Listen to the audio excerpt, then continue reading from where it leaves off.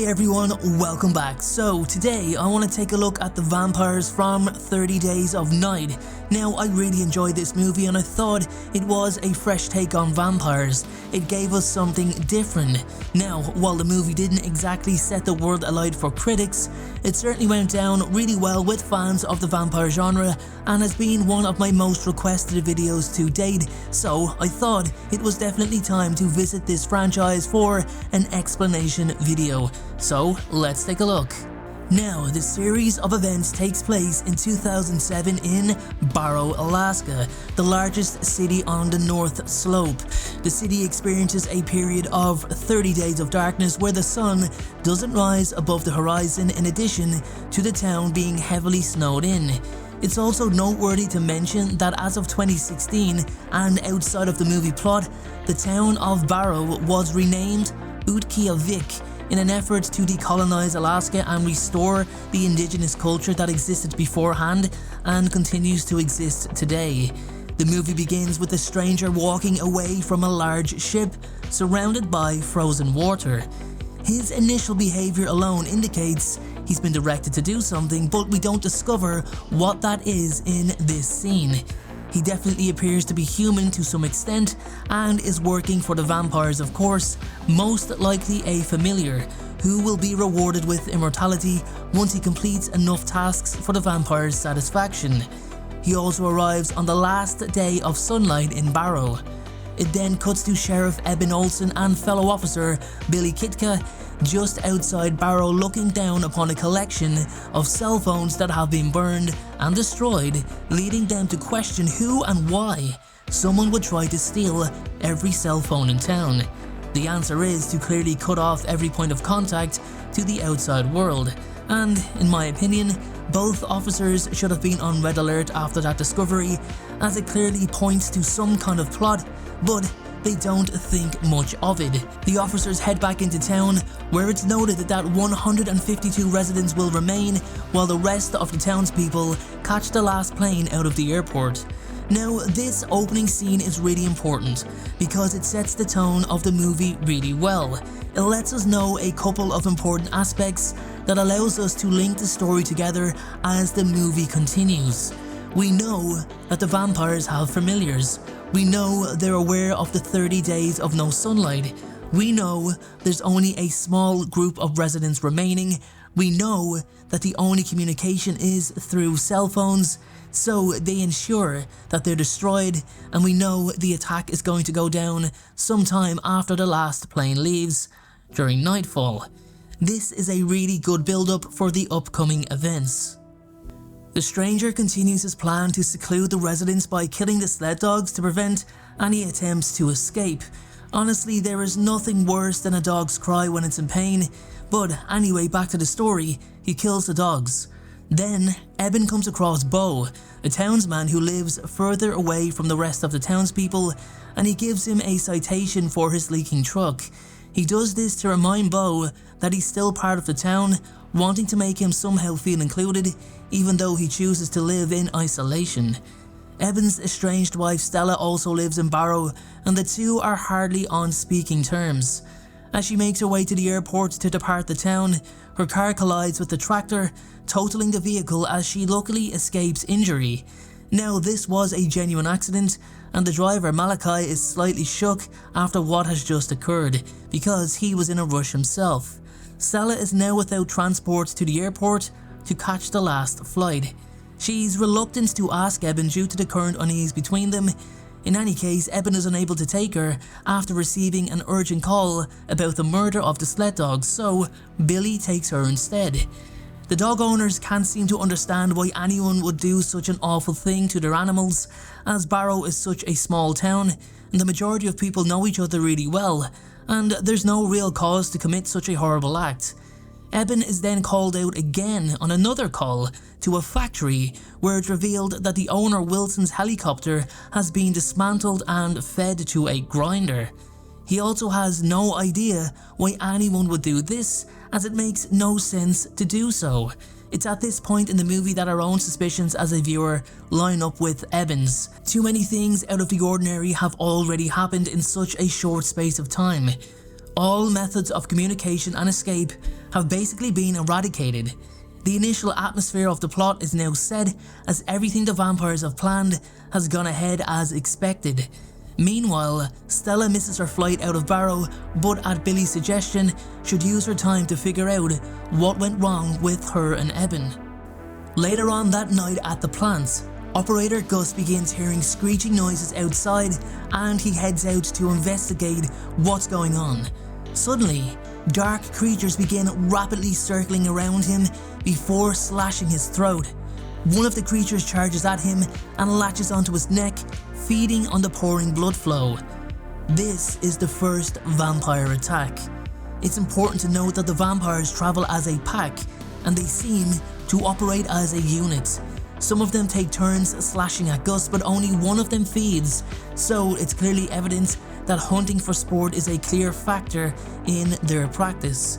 It's not very often that vampires will be presented with an opportunity to hunt so many humans in such close vicinity of each other, which is a clear and obvious explanation as to why they went to such lengths to keep everyone in Barrow in isolation.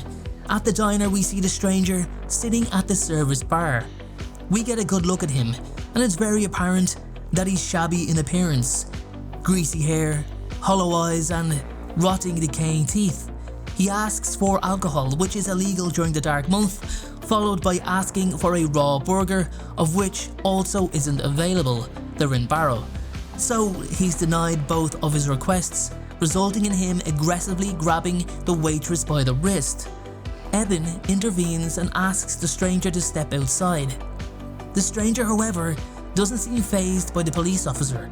He's not intimidated, he's not threatened, he seems arrogant to a real extent. This is because he knows what's coming. He knows the vampires are here, and he fully believes that Eben and the rest of the Barrow residents will all fall victim to them.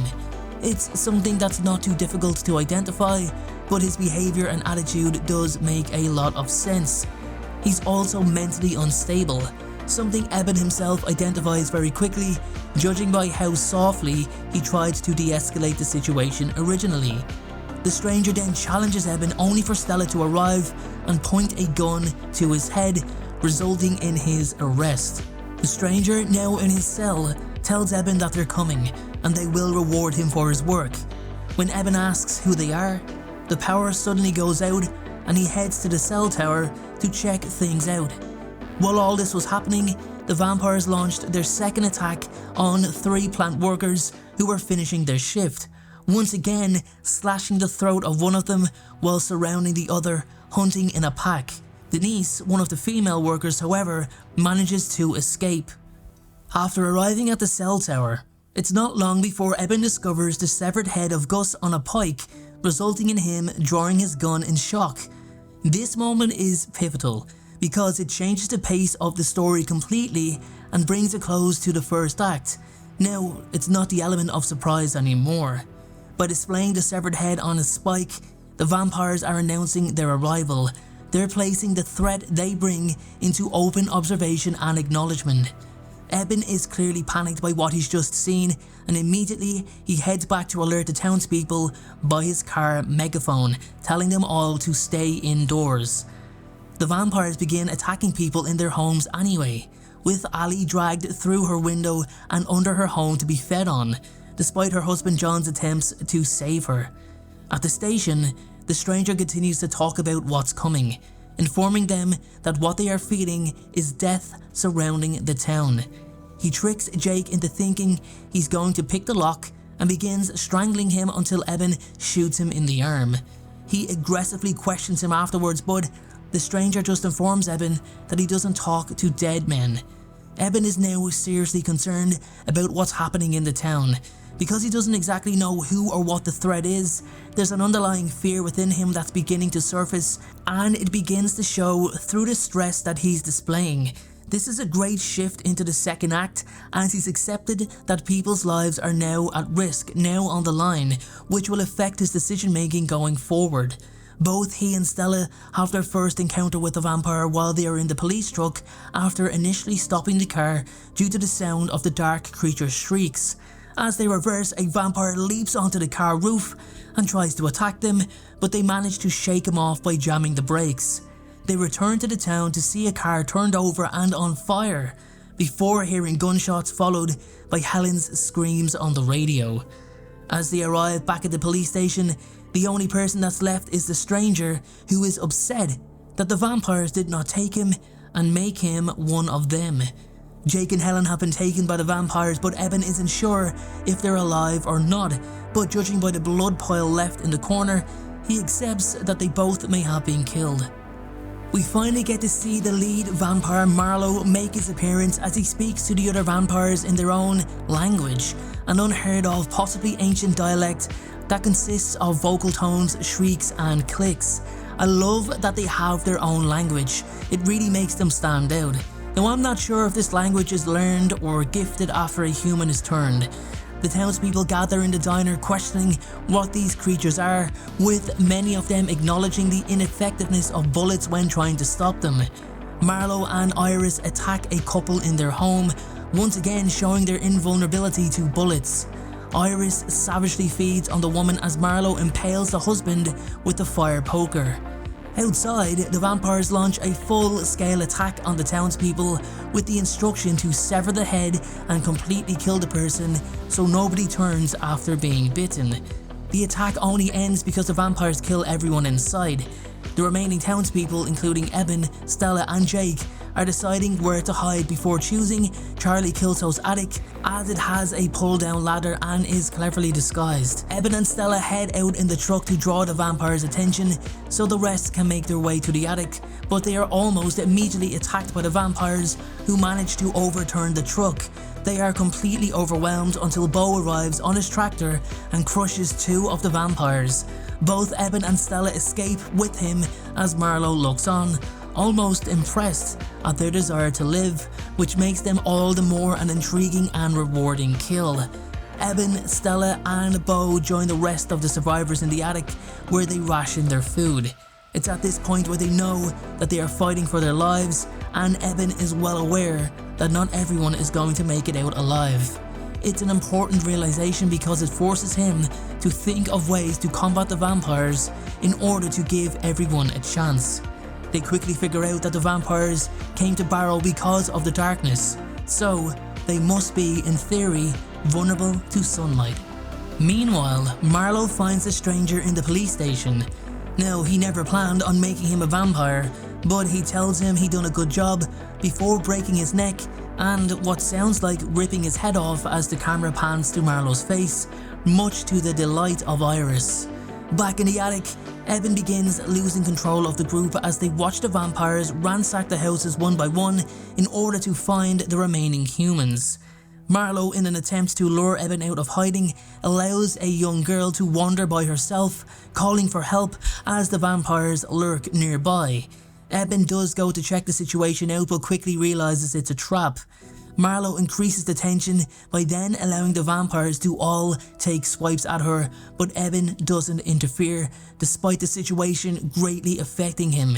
He's spotted by John, who's been hiding under his house since he and his wife were attacked, and he helps him to his feet before realizing that John is turning into a vampire and his bloodthirst suppresses what little remains of his humanity. He attacks Eben, but the latter is very hesitant to use his gun due to the noise it will make after he fires a round. Instead, Eben finds an axe and strikes John several times before escaping.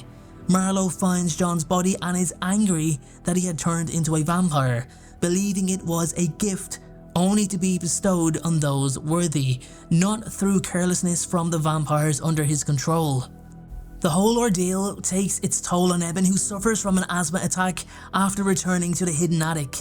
While Eben rests, Isaac, an elderly gentleman who's suffering from dementia, becomes frustrated at being isolated and struggles to identify between his memories and reality. He leaves the attic as Stella and Wilson, his son, both follow him. Believing they've calmed him down, Isaac says he's just going to the bathroom, but escapes through the window. Stella tries to stop Wilson going after him, but he aggressively knocks her back, causing her to hit her head quite hard. Wilson goes to find his dad, but after hearing his screams, exposes himself too quickly and is caught and killed by the vampires. Due to the vampire's hunger increasing with little humans left, and in addition to the vampire Arvin having been inside the safe house, the group decide that it's time to move to a new location. As it's heavily snowing, kind of a blizzard, this gives them enough cover to move unnoticed and stop at a hardware store for supplies before moving on. However, during their search for the items they need, they discover they're not alone. A small child vampire is feasting on a woman before turning her attention to those in her company. As Eben comes to see what's happened, the child vampire is hiding in a dark storage room before she lunges at Eben, who misses with his axe before she then jumps on Carter, managing to scratch him. The group overpower the girl, pin her to the wall, and Jake decapitates her with an axe. Now, this is an important scene because of two things. The first is that it's highlighted something that the group may not have thought they would see: a child vampire. Someone who was once an innocent little girl, bitten and turned into the creature they see before them. They've been rightly concerned with protecting themselves and definitely mourn the deaths of so many people, but it's only when they witness a child turn into such a monster that it really hits home. The second important thing to note is Jake's reaction after killing her. He knew he had to do it, he knew what would happen if he didn't, but it doesn't mean that it shouldn't bother him to kill something that was once a child, something that didn't become what it was out of choice. It still emotionally devastates him. The group discuss tactics to make it to the oil factory and quickly figure out that the vampires must be vulnerable to sunlight, otherwise why would they cut off the townspeople from the outside world during a time of year that has 30 days of darkness? The plan is to take the UV lamps that Helen owned for growing weed and use them against the vampires in order to hold them off long enough so they can get to their final safe point to wait out the remainder of the dark month. Eben creates a distraction by running through the town in order to get the vampires' attention so the rest can safely make their way to the police station first. However, his distraction is too obvious and Marlowe quickly catches on to this plan and sends a vampire after the others. The group is then attacked by a single female vampire who kills Doug as the rest get away to the station. Eben manages to make it to Helen's house where he gathers the UV lamps he needs to combat the vampires. However, he's completely surrounded before Marlowe gives Iris permission to enter the house to get Eben. Iris charges through the door before being horrifically burned by the UV lights as the other vampires look on, and also confirming Eben's theory that they are all vulnerable to sunlight. Eben manages to escape the house as the others arrive at the police station. Before the vampires pursue him, Marlowe comforts a dying Iris and asks her does she understand what must happen, and she responds that she does, resulting in him killing her himself in order to prevent further suffering. Bo himself goes on a killing spree using his tractor to take out as many vampires as possible while Eben makes his way to the police station. He actually ends up killing several vampires with his shotgun also. He runs his tractor intentionally into a building before igniting the dynamite he had with him, killing a couple more vampires and what he intended to be his own death in the process. Unfortunately, he survived the blast, but it wasn't long before Marlowe crushed his skull. Inside the police station, the survivors decide to stay there for a while and note how their numbers have fallen to just 6. Then, Carter reveals it's about to be 5. He removes his hood and shows that he's turning into a vampire due to the scratch he received from the vampire child. He wants to die though, since his wife and child were killed by a drunk driver, and he's been all alone ever since. He knows that his family is waiting for him, and he doesn't want to live forever as a vampire, nor does he want to lose his humanity. He asks Eben to kill him, and Eben calmly agrees. Carter takes off his coat and walks into the other room, and Eben follows him with the axe, shuts the door, and decapitates Carter. By day 27, there's just 3 days left until Light returns to Barrow, along with the first inbound plane also. The survivors have almost outlasted the vampires, but the creatures don't plan on leaving any survivors and are upping their search for Eben and the others. Eben and Stella receive a signal from Billy, someone we've not seen since the beginning of the movie. After successfully making their way to him without being caught, Eben discovers that Billy killed his wife and children in order to spare them what would be, or what he believed would be, a gruesome death at the hands of the vampires. Eben is furious over Billy's actions, as he had no way to be sure the vampires would have gotten to them. It's also very clear that Billy's mindset has become severely unstable. This part for me is a real shame in terms of where they went with Billy's character. He began the movie as a good, honest man who had compassion within him, and he also had a lot of strength, a lot of power within him. He lived in Barrow his whole life with his family and his kids, so it doesn't make any sense to me that he'd become unhinged and murder his family to spare them, instead of trying to find a remote place to hide, to break through any limitations to save his wife and children, to even attempt to locate Eben at least. But to have him kill his family and then say his own gun jammed when he tried to shoot himself is pretty poor writing. If you are truly going to end your life, you would have found another way after that gun jammed. Just poor storytelling if you ask me.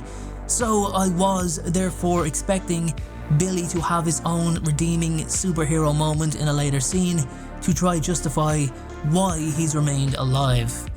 So Billy, Eben and Stella are hiding under a cabin until they spot the little girl Gail wandering by herself, until it's revealed she's slowly being shadowed by a vampire.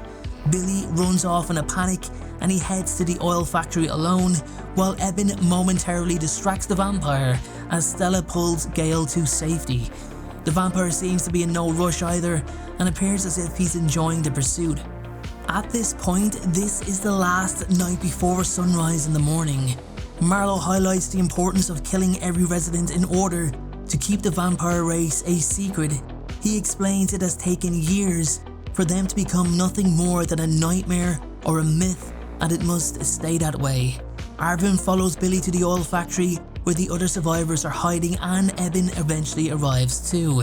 Arvin bites Billy and, due to his incredible strength, literally starts just laying the smackdown on anyone and everyone.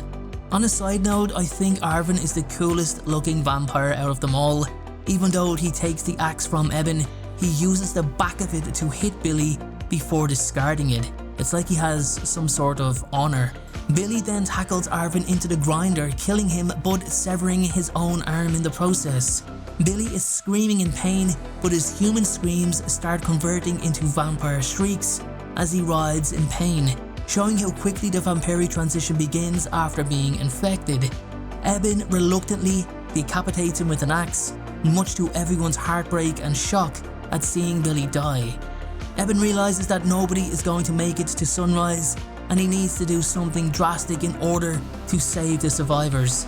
He also needs to come up with another diversion to save Stella, who's trapped with Gail nearby and in hiding. Speaking through walkie-talkie, he tells her to hold on as sunrise is coming tomorrow. Unable to locate the rest of the survivors, Marlowe decides to burst the oil lines and ignite the entire town with the intent to wipe everyone and everything out of existence. Now, this is an important moment in the movie because it highlights that it's no longer about the hunt anymore, but concealing vampires' existence from everyone, which is a great introduction to the final act of the story. The whole town is set ablaze, with the diner the first to be engulfed, followed by the phone lines and surrounding buildings. If anyone runs out of the buildings, the vampires will kill them. If they stay, then they'll burn to death. Stella is trapped underneath one of the buildings on fire. Eben realizes that the only way he can defeat Marlowe is by becoming a vampire himself, in addition to causing an initial shock to the other vampires to see him approach them as one of them. He injects himself with Billy's blood directly into the vein, which accelerates his transition rather quickly, and he goes to confront the vampires. This works really well, and Stella manages to escape from under the building with Gail. Eben and Marlowe fight, with the latter getting the upper hand, beating him quite badly. It's only when Marlowe uses a flight attack that leaves his face defenseless does Eben drive his fist straight through the vampire's skull, killing him and severing his own hand in the process. Seeing their leader killed, the other vampires leave town quickly, not wanting to challenge Eben.